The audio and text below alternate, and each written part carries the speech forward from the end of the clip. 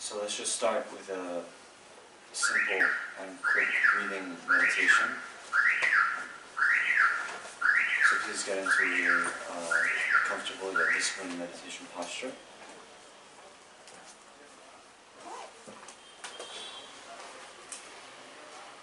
And then let's just do some breathing meditation.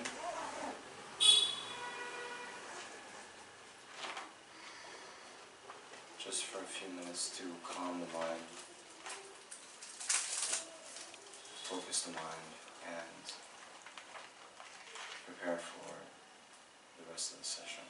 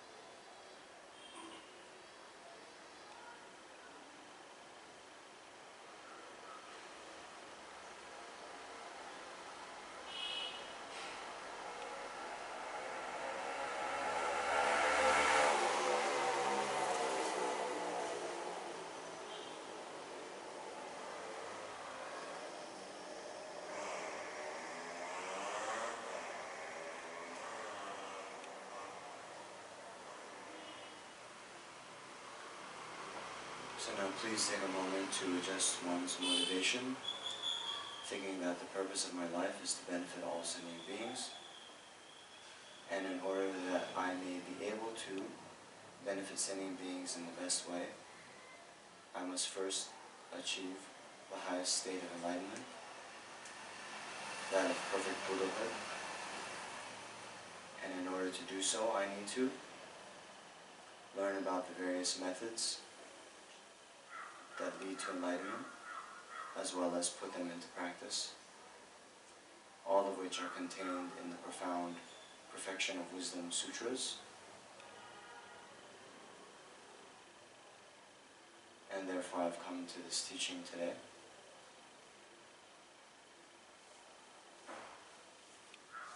And I think that any of the positive energy, the positive potential that we create in our time here today may only become the cause for all sentient beings to quickly be free of all of their suffering and attain the highest state of perfect enlightenment.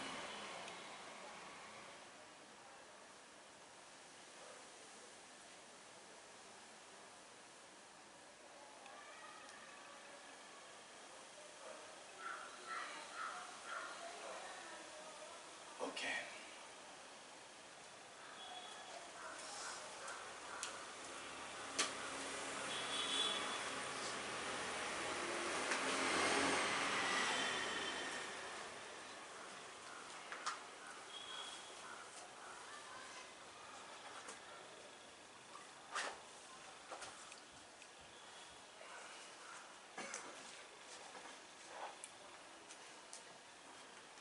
So let me just ask, this is now the third session, right?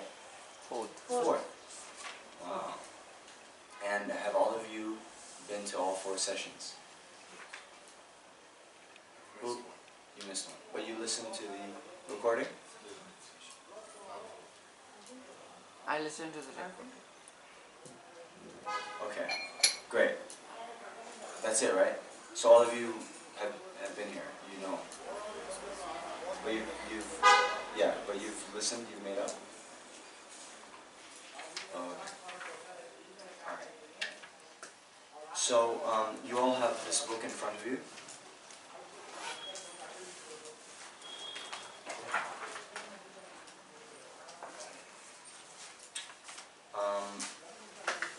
So maybe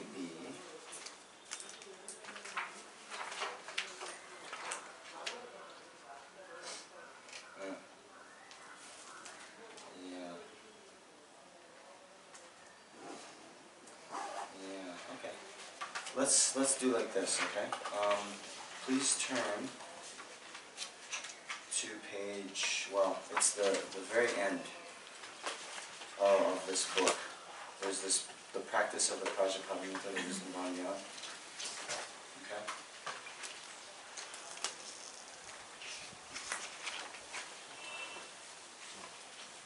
So usually, according to the tradition passed down by the lineage lamas, then there will be some prayers recited at the beginning.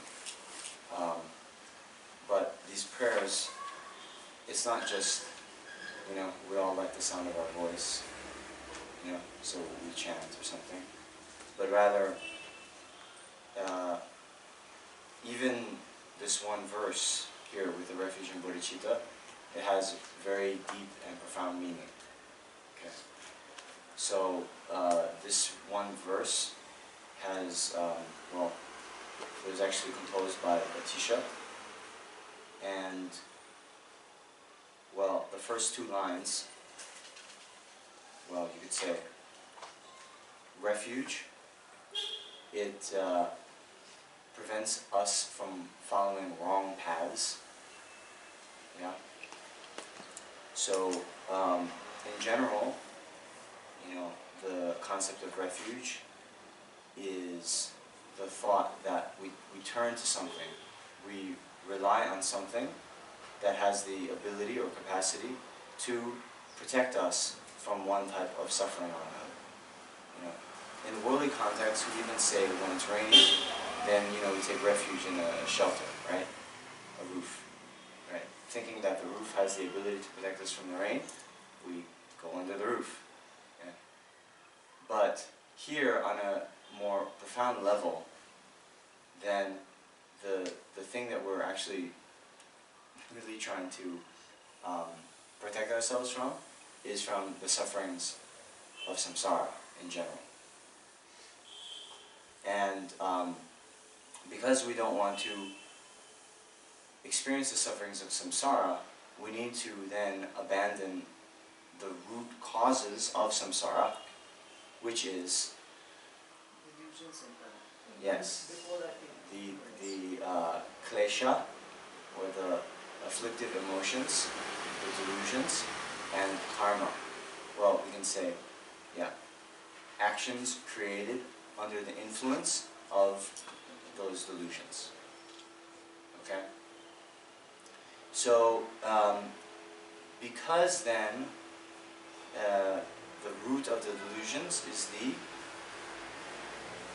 mistaken thought that distorts the ultimate nature of reality, or the grasping to true existence, then the real antidote to all of our sufferings is the wisdom that correctly ascertains the ultimate nature of all phenomena. Okay? So that's why the great Indian master Aryadeva, he said, that there is only one door to liberation. Okay? So just like the center now has one door, right? So what does that mean? Anyone who wants to come into the center needs to go through that door. Similarly, those aspiring for liberation, there's only one door, and that is the wisdom realizing emptiness. Okay? So, then, when we talk about, okay, here, I go for refuge until I'm enlightened to the Buddha, the Dharma, and the Supreme Assembly, right? So, Buddha, Dharma, Supreme Assembly is, the Sangha, right? Okay? So, the Sangha means, the assembly of practitioners. On an ultimate level, it means beings who have directly realized the ultimate nature of reality. Okay? But of the three, the Buddha, Dharma, and Sangha, the actual refuge is the Dharma. Right? And here in this context, when we talk about the Dharma Ratna, or the Dharma jewel, what it actually refers to is, well, the true cessation and true path. Okay? So within the Four Noble Truths, okay, and by the way, since I'm assuming a little bit, level of background knowledge, okay, but since all of us don't have the same background, if I'm saying something that is like, what is this guy talking about, you can please, ask and I can clarify a little bit, right? Okay? But what I was saying is, the actual refuge is the Dharma jewel. And the Dharma jewel is within the Four Noble Truths. We have, truth of the suffering, truth of the cause of suffering, truth of the cessation of suffering, and truth of the path leading to the cessation of suffering. Okay? So the path means the way, yeah, the means to attain the true cessation of suffering, means the complete abandonment of suffering, is that wisdom that directly realizes the ultimate nature of reality, or emptiness. Okay? By meditating on emptiness and realizing it in a direct way, then that realization of emptiness then has the power to abandon, right? Which means not just then to temporarily suppress the delusions or the afflictive emotions, but to prevent or to make impossible that they arise again in one's own mental continuum. Right? That's what we mean by cessation. Right? They then cease to exist in one's mental continuum. Okay? So those is the actual Dharma jewel. Understand? True path and true cessation. Okay? Now, those beings, as we mentioned, the Sangha, right? are the beings who have the actual Dharma jewel in their mental continuum, right? And then the Buddha, as is said, is the supreme one among two-legged beings, means humans, okay? Supreme Buddha, or the awakened one, Sangye in Tibetan. Sang means having abandoned, Ge means having developed. So the Buddha is the one who has completely abandoned all, not only the afflictive emotions, right? The afflictive emotions themselves, since it's the cause of samsara, that's what we call a obscuration to liberation, okay? Or an afflictive obscuration, okay? Those afflictive obscurations are the main thing which prevent us from attaining mere liberation, okay? Mere liberation, which is attained then by the abandonment of the grasping to true existence, or inherent existence, okay? But the Buddha has not only abandoned the afflictive obscurations, but those afflictive obscurations, well, okay, the afflictive obscurations, which are actual minds, right? And then there's the seeds, okay? So the seed would be like the ability for that type of mind to arise again in one's mental continuum, okay? So, for example, right now, I'm not angry. Rare occasion, okay? But, see, there are many seeds or potential for anger to arise in my mental continuum, okay? And when I meet with a certain causes and conditions, then anger can arise, okay? Right? So, to attain liberation, one abandons the afflictive obscurations, the minds, as well as the ability for them to arise again in the future, okay? But then there's something even more subtle, which we normally use the analogy. If you put into like a plastic container onions and garlic, cut up, right? You can then throw out the onions. You leave it like in the sun, right? You can then throw out the onions and garlic, but you smell the container and there's still some odor remaining, right? Okay? So this is what we then call, it's like the subtle bakcha, or how do you translate bakcha? Imprints, thank you. Yes. Imprints. The subtle imprints in the mind of the grasping to true existence. So those subtle imprints in the mind, actually, we then call the obscurations to omniscience. Okay? The Buddha, it is said, has the omniscient mind, can see all phenomena, and in particular, the two levels of truth in relation to all phenomena, directly and with one mind.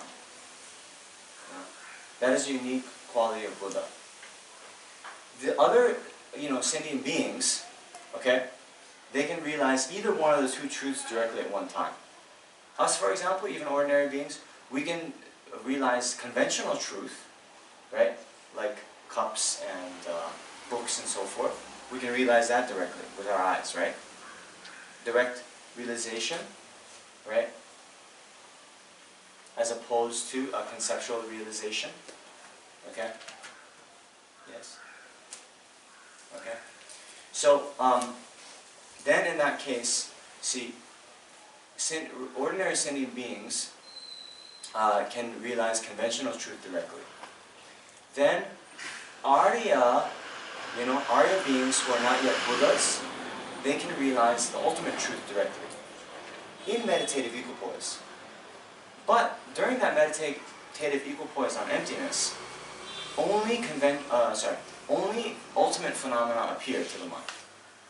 No conventional phenomena appear. Right? So when you then would meditate on the emptiness of the book doesn't appear to that mind.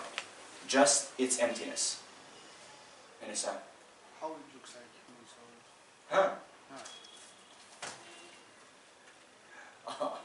So for are you being this kind of right? The book doesn't appear to them like in this form that appears to us. Okay.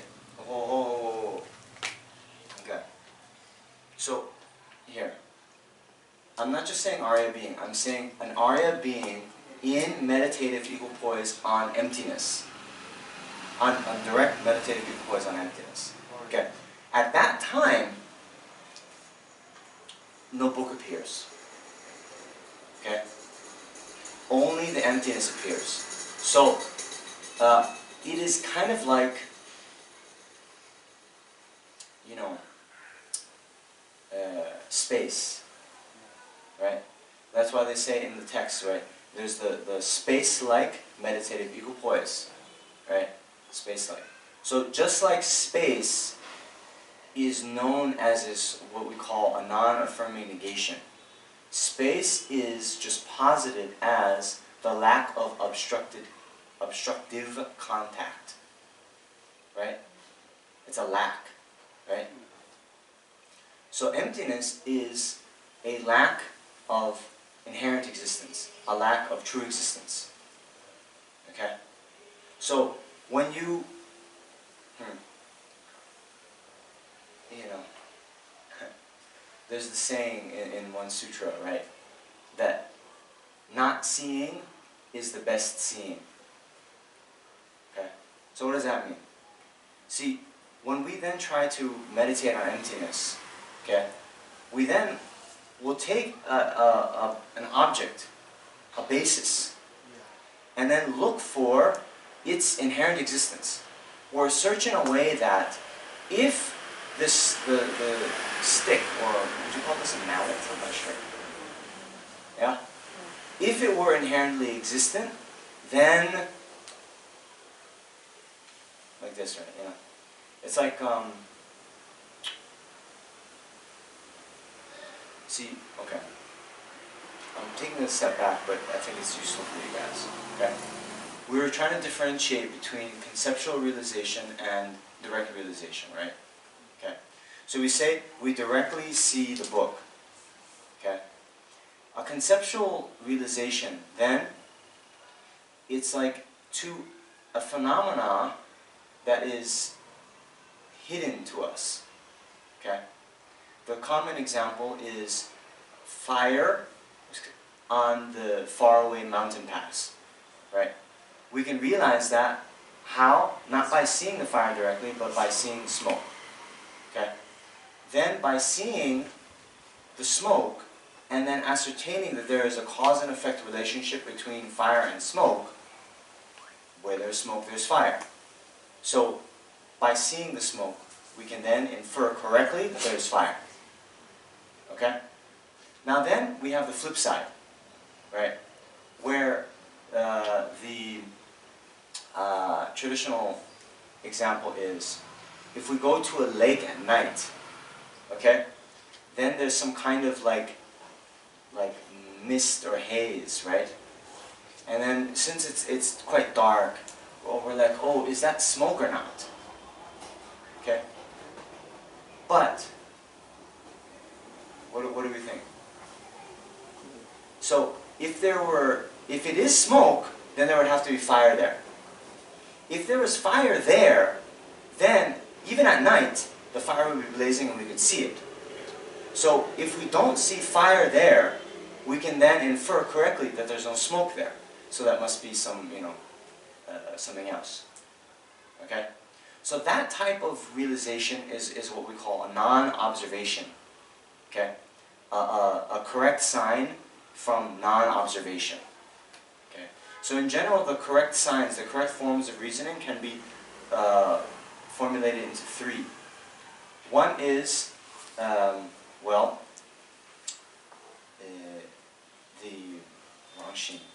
the correct signs by nature. Okay? So the correct sign by nature would be the most famous one is sound. The subject sound is impermanent because of being a produced phenomena. Okay? So here the reason, produced phenomena, and the thing that we're trying to prove, impermanence, actually are of the same nature, right? Whatever is a produced phenomena is necessarily impermanent. Whatever is not permanent is necessarily not a produced phenomena. So because there's that, relation by nature, it's, really it's one thing, okay? There's one phenomena that is both an impermanent phenomena and produced by causes and conditions. Whatever is one is necessarily the other, and whatever is the other is necessarily the one, right? But yet, on the basis of one phenomena, if we think about it, it can appear to our minds in different ways. We can think about the stick. Oh yeah, it was produced by causes and conditions, right? So when we think, it came from a tree and then it was cut and now it's here, right? That's one way that it can appear to our mind. Then if we think in another way about it, oh yeah, it's impermanent. Oh yeah, I already see, there's some chips happening on it and so forth. Right? Okay? But yet it's one phenomenon that appears in two ways to the mind. Right? Right? You guys understand this principle? Yes? This is going to be important because, anyway, they say that, on a conventional phenomena, right, the stick and its emptiness are also one nature, right? We'll get into this when we talk about form is emptiness, emptiness is form, right? Okay, but what they call that, right? Just for you technical and Kuncho, you should know this too, right? Ngo chik dokpa tate. Yeah, you've heard that? Ngo chik dokpa tate. So ngo, right? It's like entity, right? Or yeah, nature is ranshin. Ngo is like entity, right? Right? So ngo chik, one nature. Dokpa is like an isolate. It's translated as isolate. But what that really means is like how it appears to the mind. So it's one phenomena, but it appears differently to the mind. Right? Yes? Why does it appear different? At different times. At different times. Well, yeah, depending on how you think of it. Okay, so let's take a very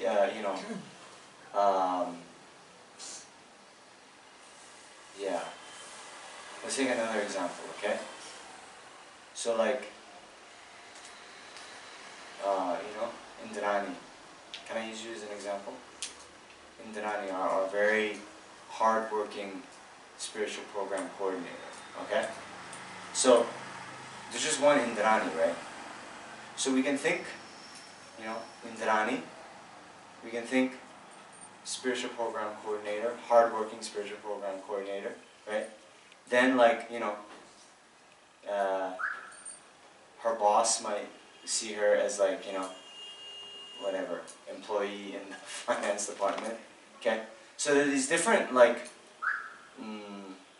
it's just one Indrani, but how the mind comes to think of her can be in different ways, right?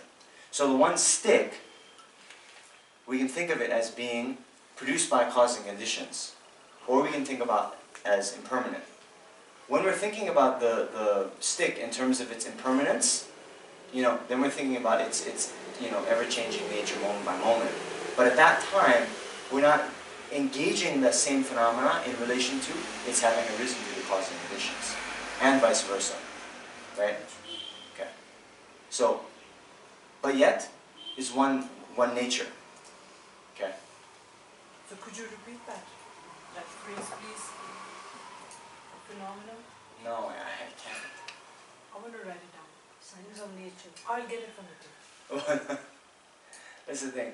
It's a deficiency I have, right? Sometimes, like, it'll just come out really nicely the first time. It'll be like, can you repeat it? I said, no, I can't.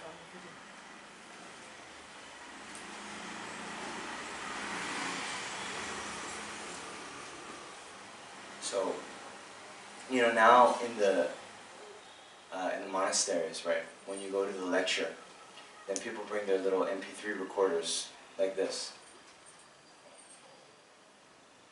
Then Lama Zopa Rinpoche commented, right? He's commented that, you know, in the past, you go to the teacher, right? And in Tibet, actually, you know, actually paper was very rare. Books were very rare, right? So, you know, we're very spoiled now. We have all these books. But like even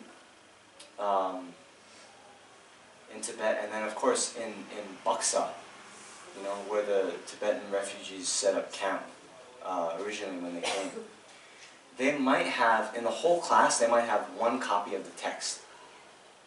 In the whole class. And so, you know, the traditional texts which are unbound, right, they would then like, you know, just pass out one page and then like you memorize. That was part of the reason why memorization was so important, right? It's like, you got this text today, okay? Actually, you have till, you know, lunchtime, okay? So, then anyway, Rinpoche said, yeah, then, you know, you go, there's no recorders, there's no notebooks, so whatever you could glean, whatever you could absorb, that's what you got. So some teachers that said it now say, you know, now these recorders have gotten us very lazy. Because we think, oh, I'll just listen to it later. But what happens? Do we listen to it later? Then, I do like this to you. I do. Or even, you know, notebooks. Okay, you're a shining example. But the rest of us, we take these notebooks, you know, how many times do we go over our notes? It's rare. Huh? It's rare. Rare. I do. I don't take so many notes. I listen. I don't take so many Okay. notes. No, I'm not attacking you. No, I think you're a great student. Okay, so don't worry. Don't worry.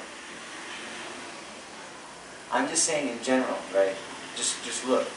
I mean, I have this whole thing of books, like notebooks, and I put them into storage because I don't like look at them anymore, right? Okay.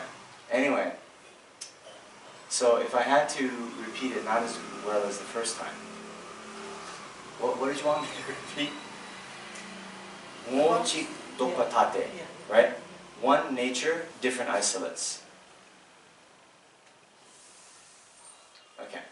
Anyway, where was I coming from? There's three types of correct signs or correct reasoning. One is nature, right? You guys, by the way, know what a correct sign is, right? No. Okay, now we're talking. Thank you. And you should have asked before. Okay. So in general, in reasoning, right, we'll have three elements. We'll have the subject. We'll have the Drupchechu. Probandum, I think it's called. Okay. There's all those sorts of Predicate. yeah, and the predicate is the ta, right? So anyway, let's take it like this. The subject, sound, is the probandum. Impermanent because the reason or the predicate of being an impermanent phenomenon. Okay? You have those three things. Okay? So now, for I'm going to just simplify a little bit, but for something to be a correct sign that would prove that sound is impermanent, okay? The subject has to be the reason. Right? So here, sound would have to be a product. Okay? Now, there's some technicalities, but, the person who will realize that sound is impermanent on the basis of being a product would realize that sound is a product, but then have not realized that sound is impermanent, right? You only use reasoning to establish something that has to someone who hasn't realized it already, right? then the so-called pervasion must be there. Whatever is a product must necessarily be impermanent. Right? Yeah? Okay.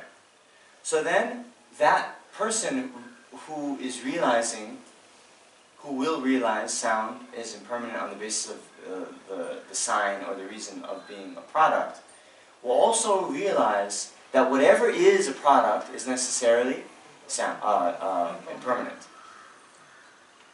But they'll realize that on a basis other than sound itself, right? Because they don't realize that sound is impermanent. But they'll realize, for example, that a cup is impermanent. Okay? You understand? Then, there's this caveat, like, just to be technical, then it's like, whatever then is not a product, whatever is not, a product is necessarily not impermanent. It's like the flip side. Isn't the people's statement about sound is? Sound is impermanent because of being a product, a produced phenomenon. So how many things are not products? Infinite. Really? Yeah? Right. So anything that's permanent is not a product. So all the permanent things. Lack of elephant in the room. Lack of Professor Subhashini in the room today. Right? And then, emptiness, all the things that are permanent are not produced. And then all the things that don't exist, well, anyway, those also aren't produced. But you can't say that, they're not things, but it's something that's not produced because it doesn't exist, right? The horns of a rabbit aren't produced. A rabbit.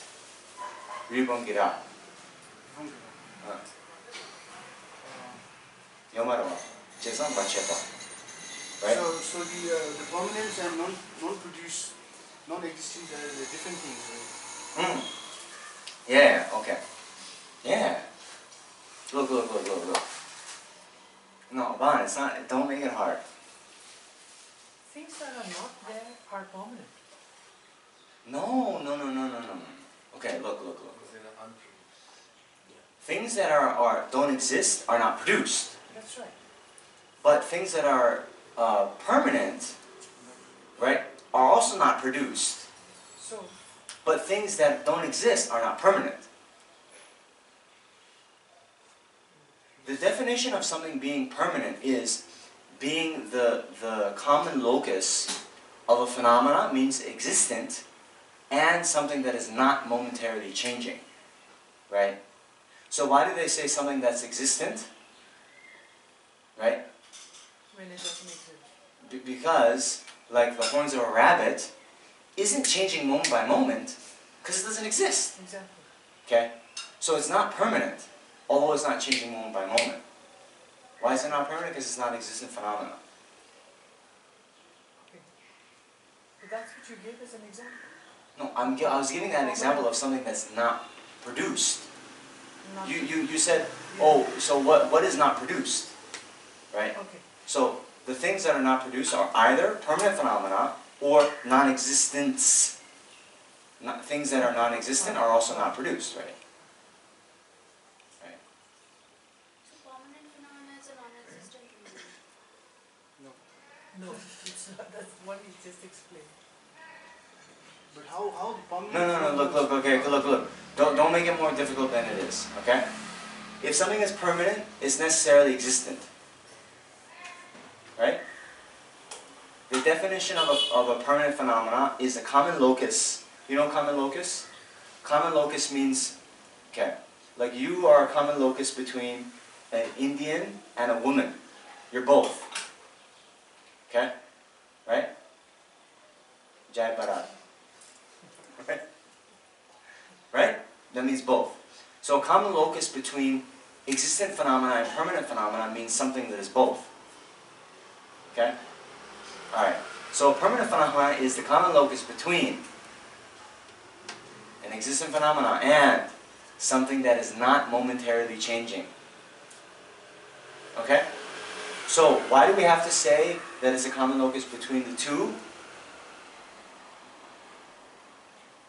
Because there are things Because which... both, it's both. Permanent phenomenon is both. It exists as well as it's not moment to moment. Yes. But if we only say, oh, because the definition of impermanent phenomena is something that is momentarily changing, right? Okay? So then the question is, if something is not impermanent, is it necessarily permanent? No. Because it can be non-existent. Nice. Right? Oh, Indrani, hi. If something is not impermanent, something is not impermanent, is it necessarily permanent? No, why not?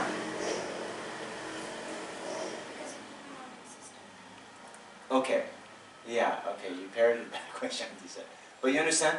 So, see, the horns of a rabbit is not permanent. Sorry, it's not impermanent. But it's also not permanent. It doesn't exist. Yeah.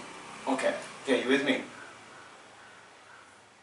But how the permanent phenomena are dependent on the originations. Right, yeah. Okay, Kuncho, it's a good question, but I'm trying to get this very key point about reasoning now, and then we'll open it up to emptiness later.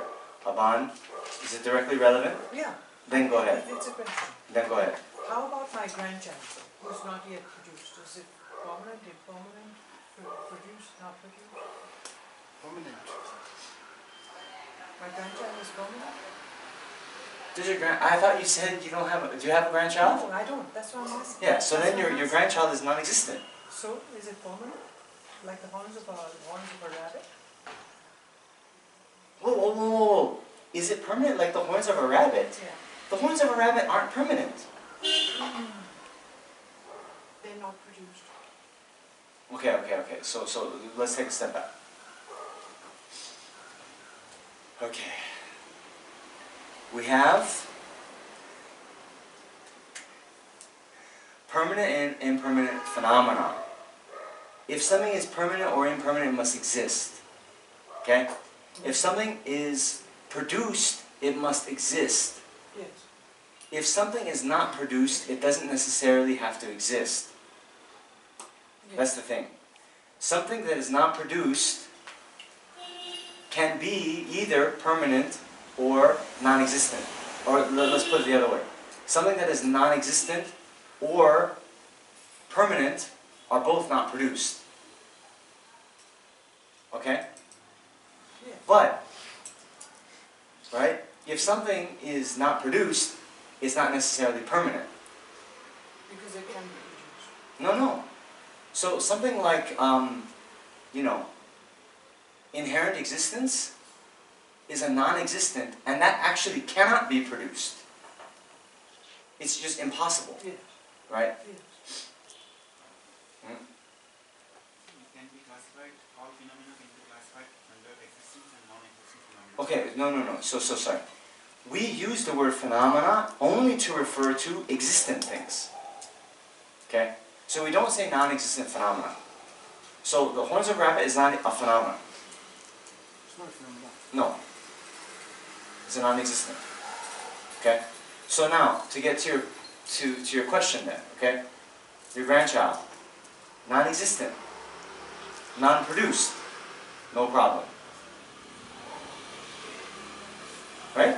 So it's neither permanent nor impermanent. It doesn't fall into any of That's those right. categories? It's neither permanent nor impermanent. Why? Because it doesn't exist. Chimmaris. Chimare.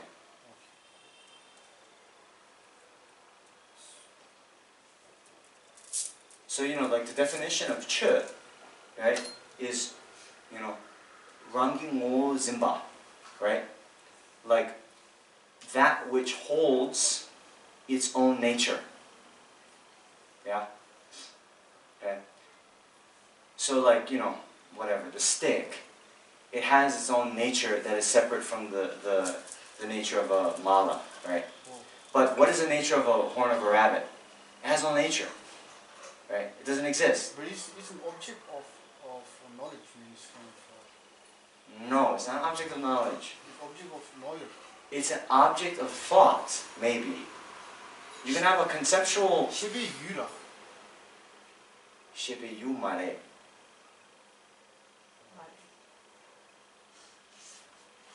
Right. So look. We can conceive of the horn of a rabbit, right? We can think of what that would mean, right? But that doesn't necessarily mean it exists, right? What if I draw it?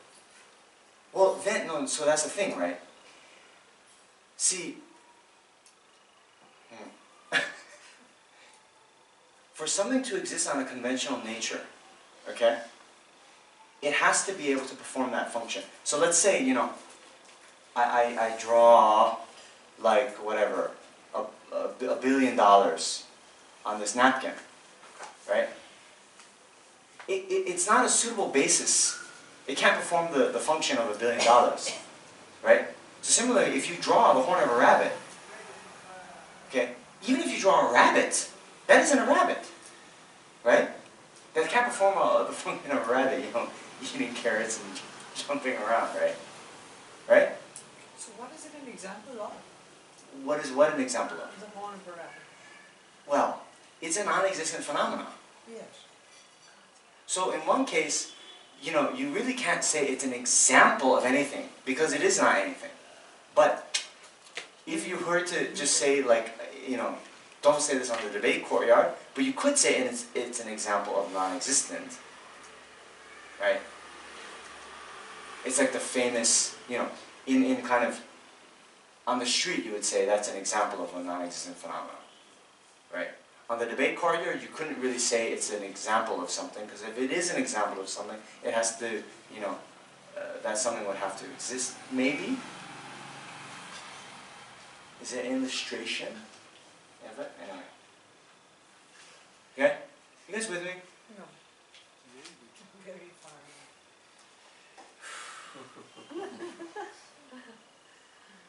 See, all this stuff, the logic, you know, is what they study the first year. But let's just get back to basics, okay? In general, we have existent phenomena. There's some existent phenomena that are impermanent, some are permanent. Then, there are things that are produced by causing conditions, and then there's also things, I guess, that are not produced by causing conditions. If something's produced by a causing condition, it's necessarily impermanent. If something is not produced by a causing condition, is it necessarily permanent? No. It could be permanent or non-existent. Okay. Great.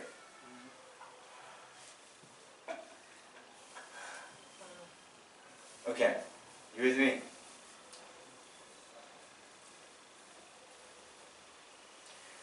So why are we talking about all this? We're talking about logical reasoning. Okay? No, we're not talking about emptiness yet. To understand. No. If you guys don't have this down, if we're not understanding, you know, about, like, you know, our grandson who hasn't been born yet, we're not going to understand profound emptiness. Okay? So, you see, we have the three correct forms of reasoning. One is reasoning through, you know, a sign or a reason by nature, which means that the reason and the thing that is to be proved, the probandum, are of one nature.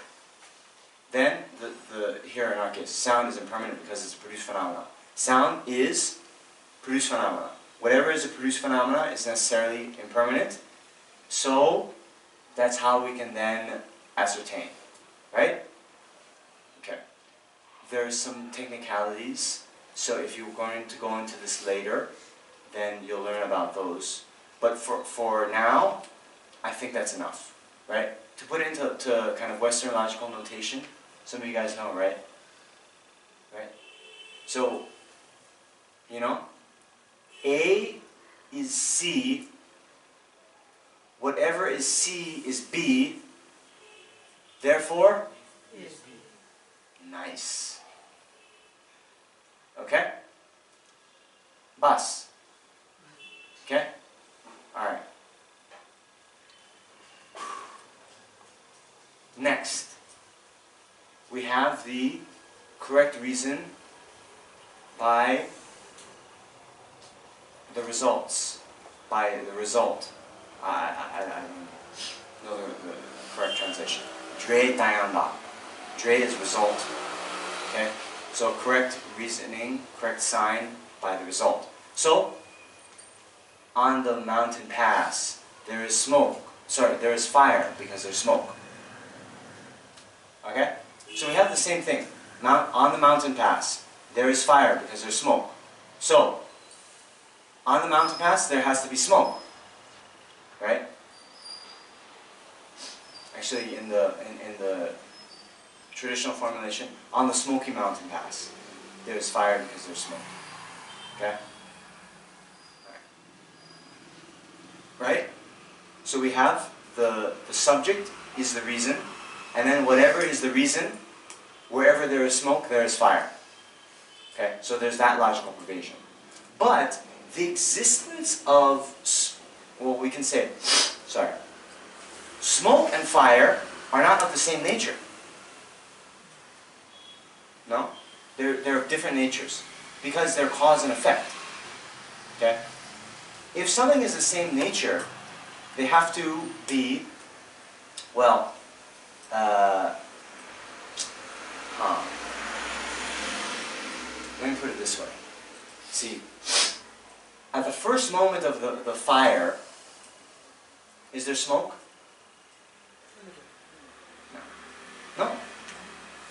Because smoke is the effect of fire. When you light a match, the smoke.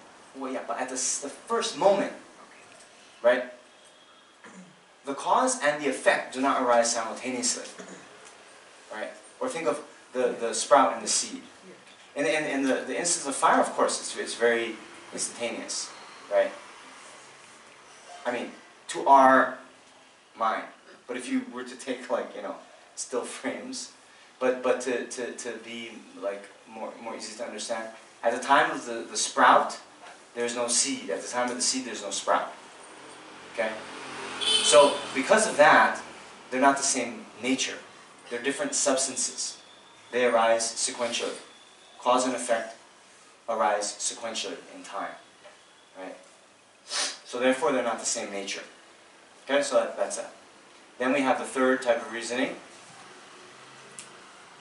The correct sign through non-observation, which is on the, you know, the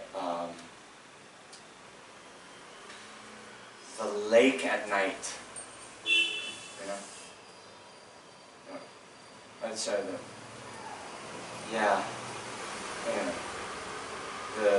Yeah. Right, as I said. At the lake at night, there's no fire because there's no smoke because there's no fire. How is that non-observation? So we're not observing fire. Okay? We don't, if at that time, right, there were fire, we would observe it. The fact that we don't, okay, and if there were fire, there would be smoke. Although if there were fire, we would observe it. The fact that we don't observe it, then that means, you know, we can directly perceive fire doesn't exist. Since then, fire doesn't exist, we then infer smoke doesn't exist. Right? Okay. Right? Okay. That's why it's a non-observation. But what if I say I observe the light? So it's like this, right? In the kind of more beginning texts, the definition of a non-observation, you know, some say then the sign is a non-affirming negation. A non-affirming negation. You guys know this? No. Okay. So we have negations, right? Okay? This is another big point, and you know, if you guys think I'm getting too technical, this is very, very important for the realization of emptiness. Because emptiness itself is a non-affirming negation. Okay? So in general, a negation, how does it work? The sound expressing it, or the kind of conceptual thought thinking about it, realizes the object through negating a certain object of negation. So, if I say, you know, there's no elephant in the room, okay? That's a negation. Do we all realize there's no elephant in this room? Right? Okay. So what is the object of negation? Elephant. Okay? Alright. So, the words that express no elephant in the room just negate the object of negation, elephant. But they don't imply anything in its place. Right? Now, the traditional example of an affirming negation is that, and it might be politically incorrect nowadays, but fat, devadatta, does not eat during the day. Okay? Fat devadatta does not eat during the day. So, what does that negate? Is that a negation? Yes. What does it negate? Devadatta eating during the day. Does it imply something? He eats at night. He eats at night. Why? Because we said he's fat. He's alive and he's fat. Yeah. Okay. So now don't think that the traditional Indians were going through body shaming. Okay, it's not about that. What this is actually an example of, you know, Devadatta was the Buddha's jealous cousin, right? You know Devadatta from the sutras? Yes? So, you know, he was always trying to one-up the Buddha. Okay? So, you know, the Buddhist Sangha, they would go out in the morning, go on alms rounds, right? Come back to the monastery, eat their food before noon, and then, you know, not eat for the rest of the day. So Devadatta, he would kind of say, yeah, I'm practicing more than Buddha. He wouldn't go in the alms round in the morning. He wouldn't eat during the day. But then, like after everyone has gone asleep, he would eat secretly at night. But like during the day, he'd be like, you know, check me out. I'm like, I don't have to eat. Look at the Buddha eating in the morning. Okay. Okay? You understand? Okay. So fat Devadatta does not eat during the day. Implies he does not eat at night. Why? Because that sound, right, where the mind expressing it, it is implying something in the place of not eating during the day. Okay? Alright. So here, why am I bringing this up? That's an affirming negation. That's an affirming negation. Okay? So now what we have is, I was saying, in some of the more introductory texts, one kind of basic way, right, which is maybe not the most precise definition, but there are some texts that say, for something to be a sign of non-observation, then the sign has to be a non-affirming negation. So then if you say, oh, I observe the no fire, well, no fire is a non-affirming negation. Okay?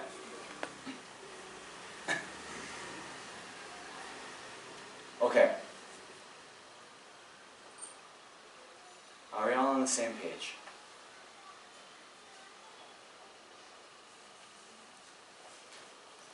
So,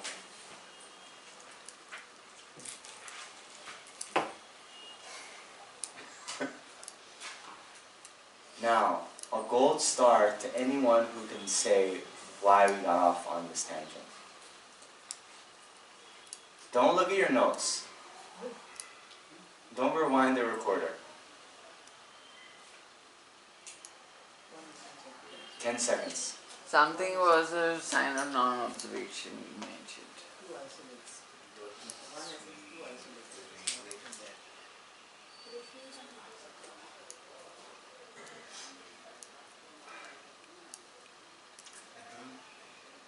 The difference between Buddha's mind and ours. Wow! Gold star. Right at the last second. Okay. The Buddha, we were talking about obscurations to omniscience. The Buddha can see both the conventional truth and ultimate truth directly with one mind. Whereas sentient beings, ordinary sentient beings can see conventional truth directly. Arya beings can see the ultimate truth directly. But at the time an Arya being is in meditative equipoise on emptiness, no conventional phenomena appear. Okay? Right? So then from that, we're then talking about what then it means to have a direct realization or a conceptual realization. Conceptual realization is a mind that realizes the object through reasoning on the basis of a correct sign. And therefore we're talking about the three signs. So, then we have, right, emptiness, okay, is a non-affirming negation. So, most of the signs that establish emptiness are actually emptiness, are signs of non-observation. So, remember, you guys know the 4 essentials, right? The 4 essentials to realize emptiness. No. The lack of being inherently one or inherently different.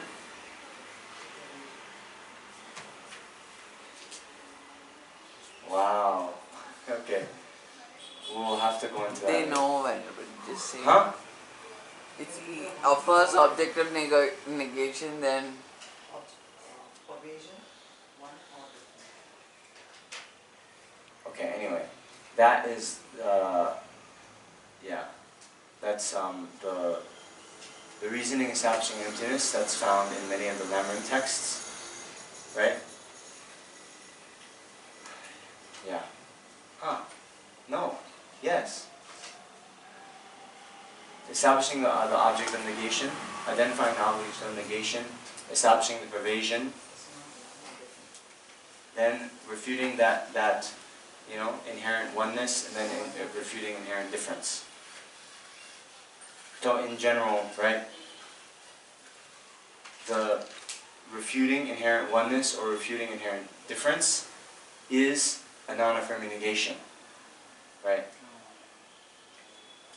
Anyway, we can't get into all that right now. Okay. We'll have a break. Are there any questions on what we just covered? so which is the reasoning which is not a sign of non-observation? Dependent arising. Yes, Shanti.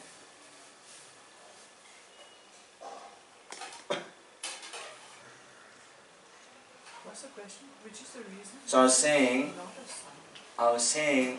most of the reasonings that establish emptiness are signs through non-observation. So if I say most, that means, so, exactly, right? When I say most signs, right, that implies something, right? That implies that there are some that are not. Okay? So which is that one that is not? Dependent arising. Okay? Right? So anyway, we'll talk more about the reasonings to establish emptiness later, but when you look, there's that one, the lack of one or many, as it's called. Then they have the diamond slivers argument. You guys? Yes, we can Yeah, you have? Okay. So that also is a non-affirming negation, right? The lack of being, the sprout is not inherently produced because not being produced by self, by other, by both, or without a cause. Right? It's not. So by refuting those four types of production, right, one refutes inherent production. By refuting inherent production of a compounded phenomena, one refutes the inherent existence. Right? But those, the lack of the four types of production is non-affirming negation.